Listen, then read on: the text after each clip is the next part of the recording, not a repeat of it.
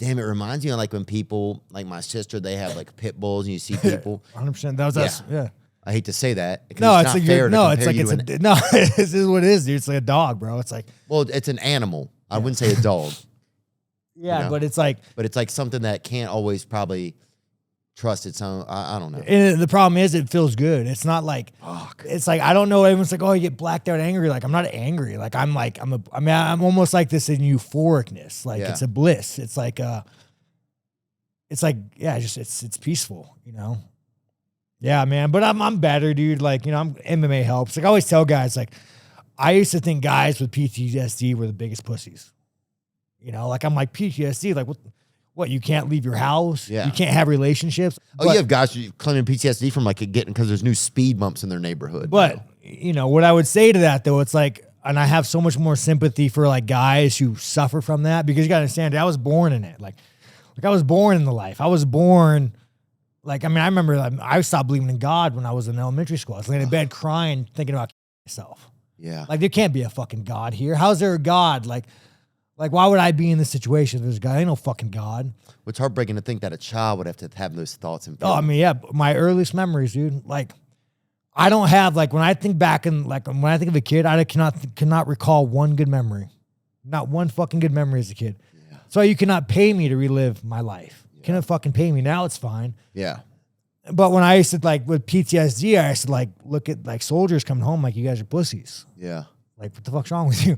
And then you realize, like, I grew up in the life. I grew up in it. I learned how to cope and how to deal. I learned that don't go out in public. Hide away from people. Like, don't go do these things.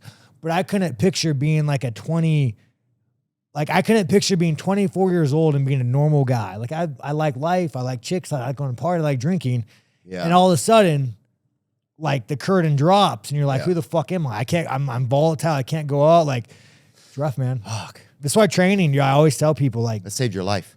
Oh, not in my life. And this is what people like, I want to be a master. Probably saved the life of about 20 just random strangers on the street too. I mean, I remember a kid, dude, I used to walk in bad neighborhoods with a knife. Just waiting. Like, people always like, I want to be a serial killer. Like, I'm not a high functioning psychopath. Like, that's not what you gotta be so organized, I think, to do that. So what would have happened is I would have been another statistic. I would have been walking down the street. I would have killed him. I would have been in jail, and I would probably been a white supremacist, and that's my life. You know, I'll never forget. I got arrested when I was younger. Obviously, who the fucking thought, right? Yeah, I knew it. Two GBI, two felony GBIs, and I was driving back from court, and I was on a motorcycle, and this guy, I want to hurt somebody. I'm angry. I'm pissed off. I'm looking at fucking hard prison time. I'm just angry. He's on a motorcycle, and I guess I cut him off. Like, I manipulated the situation. I manipulated the situation because I wanted to fucking hurt somebody. And he pulls over, and I get off my bike, and I'm literally like in this moment, like, I'm gonna fucking kill this man. And then the moment I get off my bike, he pulls out a badge, and like, he's a cop. And I'm like, oh shit. And I remember the guy was genuinely concerned, like, hey man, like, are you okay? Like, the fuck's wrong with you? You know? Cause he knew. Yeah, that's crazy. There was a point in my life too where, like, I must have been grateful then that he did that almost in a way. Oh yeah. I mean, if he didn't, like, who knows what would happen. I remember there was one point in my life too where, like, I was just going through it. I was in the UFC too at the time, and I was just like, I lived in Temecula, and there was like a big, like, motorcycle gang population, like, I don't know, Vagos or some shit. And I remember, like, I just was like, dude, I'd lay in bed and, like, I was hurting, dude. Like, not like, I don't know if it's depressed, but it's like, well, your body's not supposed to, as a kid, you're not supposed to have that much pain inside of it. So no, this is like my 20s now. I remember 20s, and like, I just, like, it gets, you build up so much. We're like, I have to do something. Like, I need to hurt somebody to make this go away.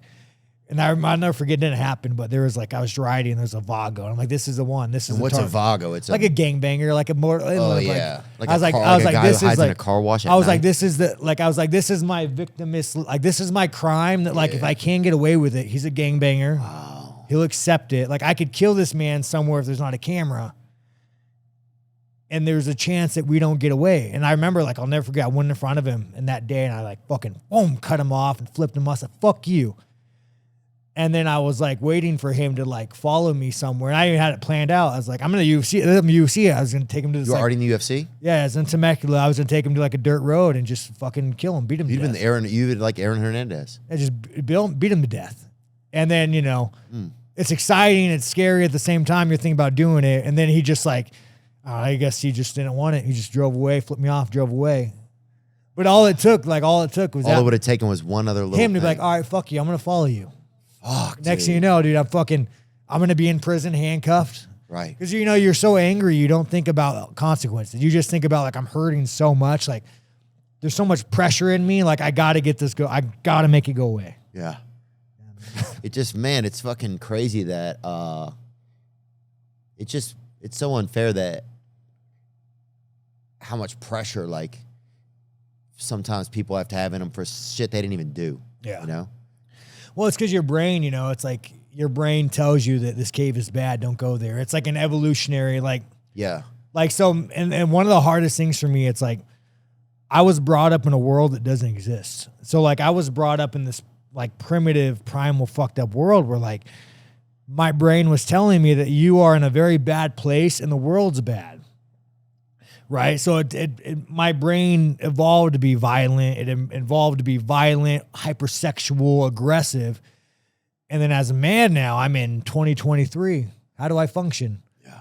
Like, I got to go through the world as in, like, this is not what my brain was evolved for. Wow. So I was in that's what training helps. You're almost me. like a time traveler, it must feel like, in a way. Well, because I involved, like, because, like, my brain evolved in a very primitive way. Like, it evolved in, like, like, you got to kill this man, you got to fuck that girl. Like, there was a communal porn box. Like, it's not fair. Yeah, but it is what it is. But it is what it is, right? Right. So you can't always keep looking back at it. You just move on. And right now I'm happy, bro. I mean, you're happy. Your life's good. You mean you went through some shit. We've all been through some shit.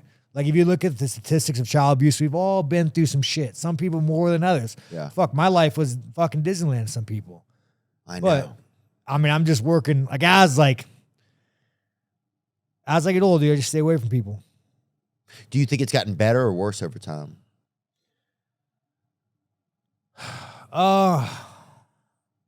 It definitely better. Like, my mental state of mind. Like, dude, having a girlfriend helps. Yeah.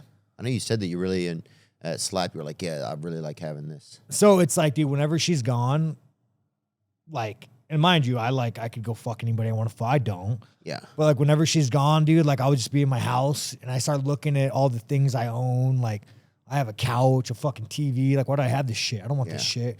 And you start just getting like crazy. You know, I don't do well alone. Oh, yeah. And that's one of those things too, where, like, a lot of people with trauma, you self-isolate yourself because it feels good. Right. You want to be alone. Like, and you want to keep yourself away from people. A lot of times, like, if I'm angry or whatever's going on with me, the last thing I want to do sometimes is put it around anybody else. Yeah, like, exactly. You want to, like, you want to be most like all these mass shooters, all these killers. Like, you want to be alone. Like, you want to be quiet. People make you feel outcasted. They don't make you feel right. And so what you do is you listen to those thoughts and you stay alone. And then you just, and the moment you go out, say, I'll be alone, I'll go get food. Like, no, Sean, get out of the house, go get food. Like, right. Do something because it helps. But it doesn't help. But it doesn't help if it's you because you have so much of that fucking risk potential. So I don't have that part. I'm at In-N-Out and I'm looking at all these fucking people and I'm just like, anger is just building inside me. And I'm getting fucking angrier. Ugh. So my girl's helped me a lot. Yeah. Function. Yeah. She's helped me a lot, dude. Do you have like some fun memories from when you were a kid? Like, was there something fun that you guys used to go do? Like, did y'all go trick or treating or something like that? My brother, my brother was like my dad. Was he really? Like, but my brother was fucking brutal to me. Like, you know, my brother's 3 years older than me, and he was like my dad. You're having him raise me as a kid. And all he knows is stuff shit he's seen or learned. Oh, yeah. So my mom, he'd fuck me up, beat the shit out of me. Like, I remember every day my mom would come back from work, I'd be fucked up with bruises. I bet he feels horrible about it. I mean, it's kind of hard, dude, because it's like you're a kid raising a kid. Right. You know? Right. It's almost not even fair for him to feel horrible about it. Yeah, you know? So it's like, I mean, I remember we had a fucking prison whip, bro. My dad had a prison whip, and my brother would be like, fucking, if you don't clean the house, I'm going to whack you with this thing. You're going to hit with a fucking prison whip, dude? It fucking takes skin off the bone. I mean, it takes fucking skin off, but I wouldn't like it. It's not good, dude. It's a big metal plastic whip. So you take my dad, then you take my brother, just, you know, like, just adds up, dude. And it's scary to think, man, there's so many people go through so much shit it's like plastic, that. bro. The prison whip is plastic. You got to go type in prison. Yeah, that's an expensive modern one. prison whip. Modern prison whip. Yeah, this motherfucker's looking at like the 1500s and shit over here. Nah, it's a hard plastic rod, bro. Yeah, it's kind of like that, but There like we that's go. new age. That's some prison shit. That's a new age shit. But yeah, man, it's been a good podcast, Theo. Good shit, dude. Well, I'm trying to think if there's anything else that we can talk about that makes me... Now I'm a little bit less depressed. Well, I just think, I think just like when you talk about that kind of stuff, like I do realize like when I'm able to share things like, because some people that's one of the gifts that some people have, right? And I believe this is like, you know, people that went through something that was super really tough, right? And they're able to get through it. And then if they are able to articulate what it was like and how it affected them, if they were able to do all that and get through it and still have some way to articulate it, well, that's where it's able to be beneficial. The difficult thing with me, it's like with fighting, like I was able to get pussy. I was able to like be with women and have that, but most big women too, I bet. Big women, you know, big women. But guys, the problem is like a lot of guys like me, that's not necessarily the case. They don't train, they don't fight, and they just self-isolate. You just gotta, like, yeah, man, it's hard. Just what I would tell anybody is just don't self-isolate. Even though it feels good and you want to fucking, you know, feels good, and like, I just don't do it. Yeah, I'll do it. Yeah, because I'll like go against. That's why I go to like recovery meetings and stuff, because it makes me go to a meeting. I have to be in a room where people like one thing I like about recovery meetings is like you're able to share how you feel in there about shit, and nobody can crosstalk. So you do recovery meetings? Yeah. Does it help? Oh, it helps a lot. Yeah. It helps a lot, bro. It's a lot of people talking about all this kind of shit. Well, addiction's real. Like, yeah, addiction. I mean, like, fuck, man. I mean, we all got addictions. You know, mine a lot was women. You know, prior to my girl, like, I had a bad, like, sex addiction. Not sex addiction, but it's like, just like all guys, like, you know, you're a single guy. The only thing that makes you feel good is chasing a woman. Oh, yeah. You know? Oh, when I was young, dude, like once I learned about jerking off and everything. Oh, yeah, it's bad. All downhill. All bad. All bad. If I had a thought, an idea, anything, I would just jerk off. You know what's funny? I actually get a lot. If I had a good idea, I'd go jerk off. Like, no, it's funny. I'll watch porn, and the moment I come, dude, I get kind of pissed off. Yeah. But like, it's kind of weird. Like, so my dad, right? My dad, hypersexual, dildos, communal porn box. That like, I feel a lot of shame from sex. Yeah. So like, you know, like I'll watch porn, like, oh, I jerk. I don't really watch porn much anymore. The second I jerk off, I feel so ashamed of myself. I feel so ashamed. Oh. But I grew up, but my dad. I'll yell at my dick. I'll call it. Mad. You're just mad. You went for that temporary fiction. Yeah. Yeah. But you know what? It's the only way I knew to make myself feel good was that was the only good feeling I had in my fucking whole life was just like this. I was like, it's a chemical, though. Yeah. You're chasing it. But you know, like, I mean, dude, I'm like, I'll get on a motorcycle. And I mean, last night going to the event, dude, my manager is with me and I'm driving like 120 through red lights. On the back? Nah, he has another bike, but he didn't keep up, right? And I even told him, I was like, dude, don't keep up with me. Like, just stay at home. Like, I'll meet you at the event. We're going to the same place. I'm going like 120 through red lights. And it's just like that. Even though, like, yeah, you can't, but it just feels good. It makes you feel good. That like temporary high of feeling good, you know? Yeah. Yeah, exactly. It feels good. Yeah. But, you know, I mean, I guess we could wrap this motherfucker up. It's getting late. Yeah, it is getting late, but I would just tell you guys that train, you know, don't isolate. Fucking man. Good luck. I wish you guys the best of luck.